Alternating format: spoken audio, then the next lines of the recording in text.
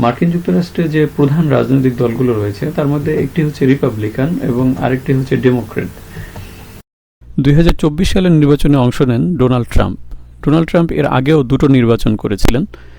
তিনি একটি নির্বাচন করেন 2016 সালে এবং আরেকটি করেন 2020 সালে।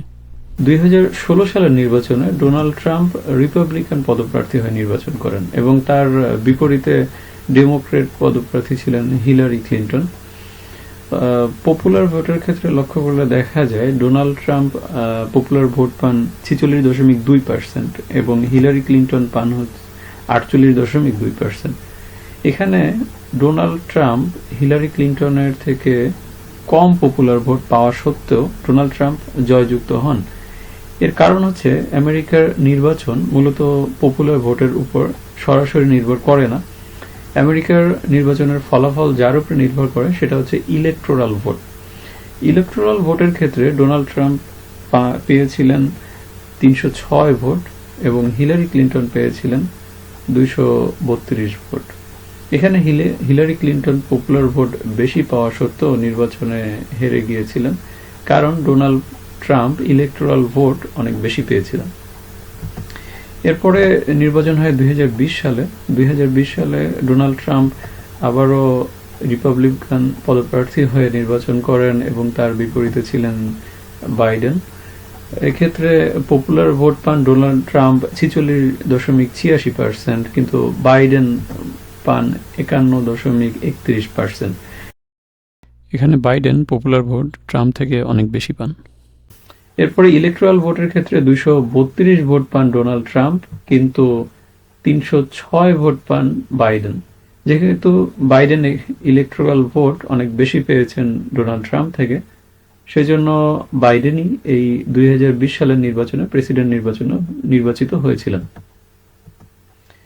এরপরে 2024 সালে যখন নির্বাচন হলো, ডোনাল্ড ট্রাম্প আবারও নির্বাচন করেন কমলা হ্যারিসের বিপরীতে। এক্ষেত্রে ডোনাল্ড ট্রাম্প 312টি ইলেকট্রাল ভোট জিতে নেন, কিন্তু কমলা হ্যারিস পান 226টি ইলেকট্রাল ভোট। যেহেতু মার্কিন নির্বাচন ইলেকট্রাল ভোটের উপরই নির্ভর করে তার ফলাফল, সেজন্য 2024 সালের নির্বাচনে ডোনাল্ড ট্রাম্পই প্রেসিডেন্ট নির্বাচিত হয়েছেন। এক্ষেত্রে আমরা দেখতে পাই 2016 সালে ডোনাল্ড ট্রাম্প হিলারি ক্লিন্টনের বিপরীতে জয়ী হয়েছিলেন, কিন্তু 2020 সালে বাইডেনের বিরুদ্ধে হেরে যান। কিন্তু 2024 সালে ডোনাল্ড ট্রাম্প কমলা হ্যারিসের বিপরীতে আবারও জয়যুক্ত হন প্রেসিডেন্ট হিসেবে। তাহলে ডোনাল্ড ট্রাম্প কেন জয়যুক্ত হলেন? এর বিপরীতে বিভিন্ন রকমের মতামত রয়েছে। একটি গ্রুপ মনে করেন যে ডোনাল্ড ট্রাম্প একজন ব্যবসায়ী মানুষ এবং তিনি সবচেয়ে ভালো জানেন একটি দেশের অর্থনীতি কিভাবে উন্নতি করতে হবে, দেশের বেকারত্ব কিভাবে কমিয়ে আনা যাবে।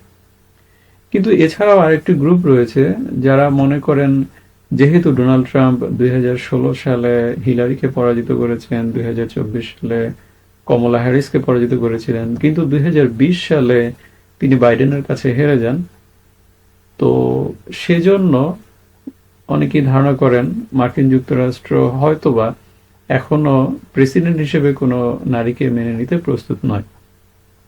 এর বিপরীতে আসলে আরো বিভিন্ন রকমের মতামত থাকতে পারে।